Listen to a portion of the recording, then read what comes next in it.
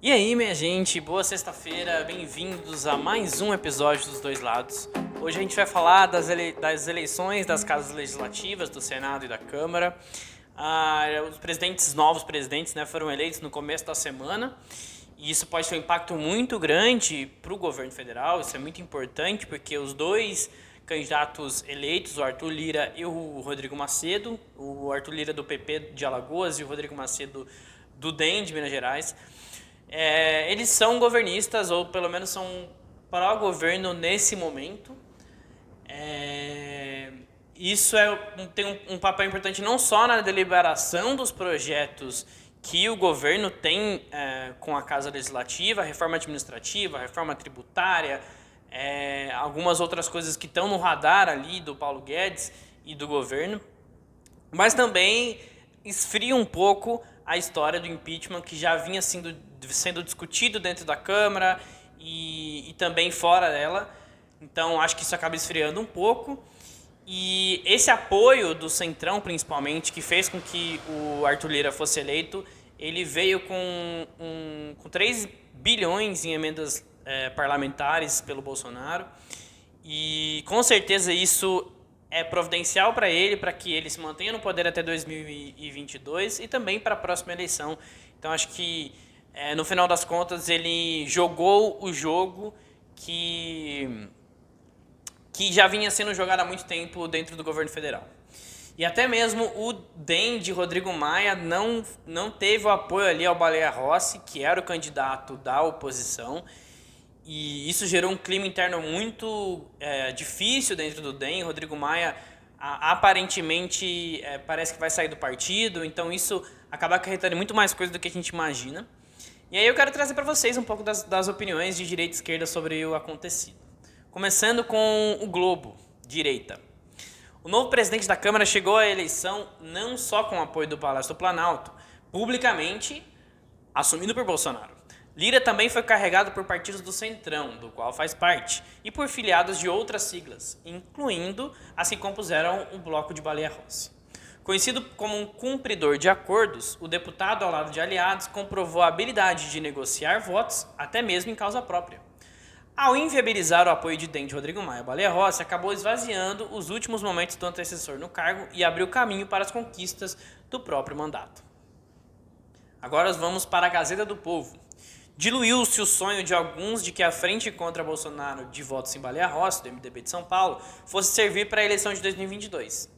A frente diluiu-se, foram 145 votos. Se Rodrigo Maia cumprisse a ameaça de pegar um dos mais de 50 pedidos de impeachment, todos sem fundamento, e jogasse para votar, teriam 135 votos, quando são necessários 342. São ilusões que são vendidas às pessoas e as pessoas se enganam por isso. Agora vamos para outra opinião, também da Gazeta do Povo.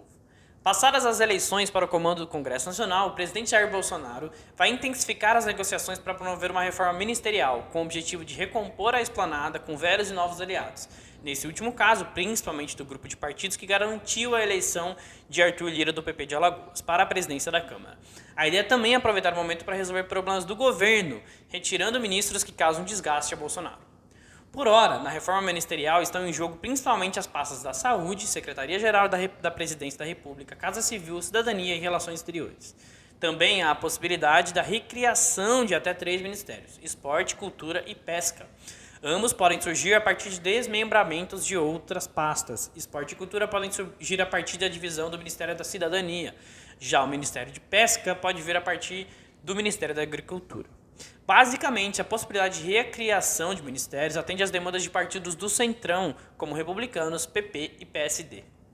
Arthur Lira foi eleito presidente da Câmara... Isto é, essa opinião. Arthur Lira foi eleito presidente da Câmara dos Deputados com o apoio do bilionário de Jair Bolsonaro. Para quem não sabe, Lira é condenado em 2 instâncias e responde a 2 processos no STF. Porém, o cacique do Centrão significa para o pai dos senadores das rachadinhas a devida proteção contra os pedidos de impeachment. Bolsonaro casou com Arthur Lira e seu bando, mas terá que levar a família para os finais de semana no sítio. O mito de Araque foi dormir sonhando com um golpe, em ser o novo João Figueiredo, mas o que conseguiu foi acordar ao lado da noiva feia, o Centrão. uma esposa cara e infiel que não hesitará em trocar de marido por alguns poucos tostões do vizinho. Essa era da Isto É, lembrando de novo. Agora vamos para a última opinião da direita, que é da agência Câmara de Notícias. O candidato a presidente da Câmara, Marcel Van Hatten, do Novo, do Rio Grande do Sul, acusou o governo de interferir na eleição da mesa diretora com liberação de 3 bilhões em obras para parlamentares. Que vergonha que veja acontecer nessas eleições. O mesmo que o presidente Bolsonaro criticava lá atrás, lamentou. Bolsonaro se rende aos mesmos artifícios que o PT utilizava para montar a sua base. O deputado do Novo ponderou que a candidatura antagonista ao governo utilizou do mesmo expediente, mas com governadores. Para Marcel Van Hatten, os dois principais candidatos à presidência da Câmara representam mais do mesmo. São filiados a partidos que são base deste governo ou de todo outro governo até aqui. Lembrou, precisamos olhar para a trajetória de quem concorre, não apenas os discursos. O candidato apoiado por Bolsonaro antes apoiou Dilma e Lula nos governos do PT. Já o candidato apoiado pela esquerda é afiliado de Michel Temer. Agora vamos para as opiniões da esquerda, começando com a opinião do Nexo Jornal. Durante a campanha para a presidência do Senado, Pacheco disse que o teto de gastos aprovado no governo Michel Temer não pode ser intocado. O parlamentar disse que os gastos públicos poderiam aumentar para projetos excepcionais, como a criação de uma nova rodada de auxílio emergencial. As declarações foram avaliadas como retórica política pela equipe de Paulo Guedes, ministro da Economia. Guedes vê as vitórias dos governistas Pacheco e Arthur Lira, candidato à presidência da Câmara, como uma forma de destravar sua agenda de reformas liberais. Agora vamos para uma opinião da Carta Capital. É fundamental colocar a resistência contra as armas e a bandeira de uma sociedade justa e pacífica no centro das mobilizações. Esta agenda tem o potencial de restabelecer laços dos setores progressistas com lideranças religiosas das mais variadas matrizes. Também se soma às mobilizações das mulheres e antirracistas pelas próprias vidas que vêm ganhando força no Brasil.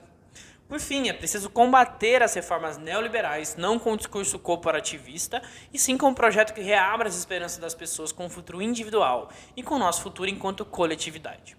Para isso, a defesa do que é público é indispensável. O SUS revigorou sua legitimidade durante a pandemia. Os impasses da vacina mostram a importância do papel do Estado, inclusive para a economia, pois o atraso na vacinação resultará ainda mais desemprego e miséria. Mas essa postura sozinha não basta. Precisamos apresentar propostas que apontem para o futuro, tais como a renda universal e o enfrentamento da emergência climática. A experiência do auxílio emergencial mostrou o potencial distributivo e democrático dessa política pública. Ela alcança os mais pobres, mas também os empregados informais, os trabalhadores da cultura, as pessoas com pequenos negócios nas periferias, os entregadores de aplicativos, entre outros setores que são sempre os mais fragilizados durante as crises econômicas. Agora vamos para a Folha de São Paulo.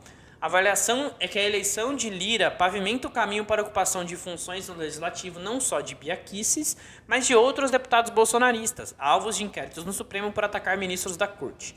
Os magistrados ressaltam que o STF poderá sofrer com o novo desenho da casa, não apenas o grupo que trabalhou para liberar Maia e se opôs à candidatura de Lira. Por outro lado, ministros acreditam que devem ter no presidente do Senado, Rodrigo Pacheco do DEM, um aliado no Congresso. O discurso moderado feito pelo senador na abertura do ano legislativo foi visto com bons olhos.